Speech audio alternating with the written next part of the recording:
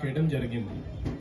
Annadata Sukhibhava PM Kisan పథకం ద్వారా అర్హత ఉన్న 3,64,216 మంది రైతు కుటుంబాలకు పెట్టుబడి రాయితీతో 261.80 కోట్ల రూపాయలు ప్రభుత్వం నేరుగా రైతుల ఖాతాలో జమ చేయడం జరిగింది.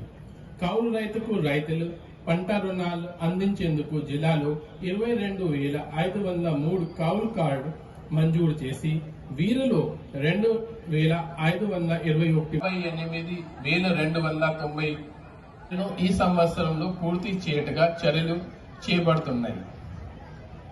నెల్లూరు నగరంలో భూగర్భ డ్రైనేజ్ నిర్మాణానికి 500 కావలి మున్సిపాలిటీలో మరియు బుచ్చిరెడ్డిపాలెం అల్లూరు నగరం పంచాయతీ పరిధిలో అమరు 2.0 పథకం కింద 166 కోట్ల అంచనా వ్యయంతో మంచినీటి సరఫరా పనులు చేపట్టేందుకు చర్యతో పునర్నిర్మించి అన్ని రకాల ఆట పరికరాలు, ఓపెన్ జిమ్లు ఏర్పాటు చేసి 37 ర్యాంక్ మరియు రాష్ట్ర స్థాయిలో 4 ర్యాంక్ సాధించింది.